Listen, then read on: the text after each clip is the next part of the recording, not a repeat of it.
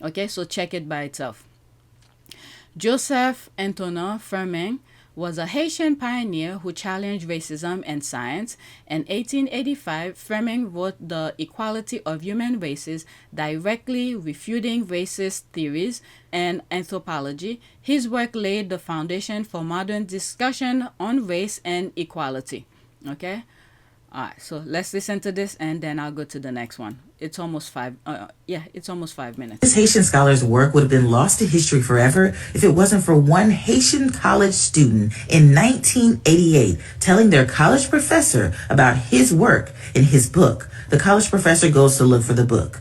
3 copies exist, one in the Library of Congress. They get a copy of the book, translated. Come to find out, he was invited to join one of the first anthropological societies in Europe. He also challenged anthropology's racist roots 150 years ago, decades before the people that are credited for challenging anthropology's racist roots. He did that decades before. Let's get started and learn something new. His name was Anténor Firmin, and he was born in 1850 in Haiti. Now, he didn't start off interested in anthropology. He actually started off interested in law and accounting. Then he left his clerical positions to teach Greek, Latin, and French. His background is so extensive, please look him up. I promise you'll learn something new. But fast forward to 1883, he becomes Haiti's diplomat for France and moves to Paris. While he's there, he starts studying anthropology. He meets with a French physician who hears him talking about his interest in anthropology, and I'm sure he was saying very highly intelligent things because the French physician invites him to one of the first anthropological societies that's located in Paris. He becomes a member of the Anthropological Society. He goes to his first meeting and he's like, what the heck is going on here?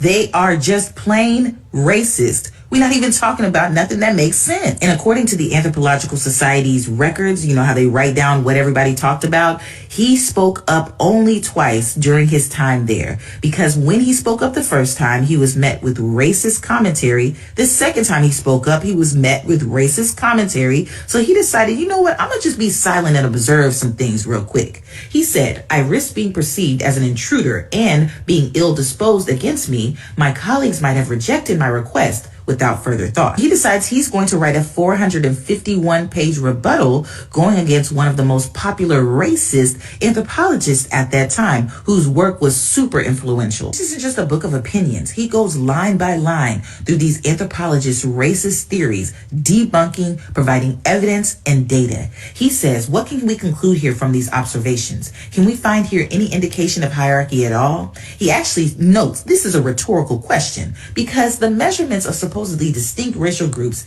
instead often overlap, nor do the measurements conform to established racial hierarchies. It is also very anarchic. Anthropologist in San Francisco, Nicolo Caldero, says that the goal of his book was to say, show the evidence. If you're going to say these racist things, where's the evidence that backs it up? He says his criticism of European, especially French scientists, was so careful, so precise, so perfectly defined that he undermined their practice as biased rather than empiricists. Let's get to this professor and how they got this book and basically changed anthropological history as we know it. So it's 1988. Professor Fleur Loban is teaching a race and racism class. A Haitian student comes to her and says, have you heard of Anténor Firmin? She says, no, I did not. Goes to research it. She says that it turned out to be no easy feat. There were 3 copies in the United States, one of them in the Library of Congress. Fast forward, Professor Fleur Loban partnered up with a Haitian-born literary scholar, Asseline Charles, and they decided to translate all of this in English. They found that this was a critical race theory book written in 1885. After that publication was released, social scientists and anthropologists called for him to be considered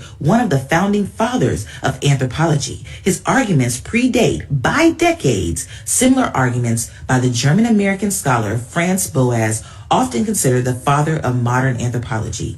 Like Firmin, Boas argued that race was a cultural construct. After being dismissed and ignored in that anthropological society, after his work and his book were dismissed for years and he ended up being right, he still remained optimistic that science would eventually get the last word. He said, truth is like light. One may hide it for as long as human intelligence can conceive. It will still shine in the cellar where it has been related. At the least opportunity, its rays will pierce the darkness, and as it shines for all, it will compel the most rebellious minds to bend before its laws. Science owes all its prestige, only to this power, to this intransigence of the truth.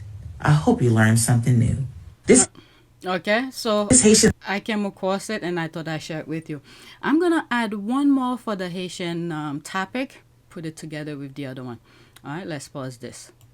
Okay, Cardi B gives her opinion on distortion of the island history taught and nurtured by the Dominican Republic. She denounced this very selective assessment and the hatred against Haitians. It's good to rectify that Haiti never invaded the DR, Dominican Republic. We were there at their request. All right, so let's listen for the 1 second. Nunca más nunca voy para la República Dominicana, más nunca. Porque lo que ustedes están diciendo, porque ustedes no entienden lo que está pasando en los Estados Unidos y me quieren comer a mí. No. No. Existe un chisme ahí de que Cardi quiere la unión, hacer el país en uno, Haití en la República Dominicana, porque ya no se sabe su historia. Yo me sé mi historia muy bien. Yo sé que Haití invadió la República Dominicana por años, pero también tú sabes quién invadió nuestro país. España. Y ustedes tratan a los españoles muy bien. Pero los haitianos lo tratan como una mierda. Nunca más nunca voy para la República Dominicana, más nunca. Okay, it's playing again. So what I'll do when I'm editing, okay, the translation is right here. I'll enlarge it for you guys. Anyway, I just wanted to share that with you. So now let me get back to my list.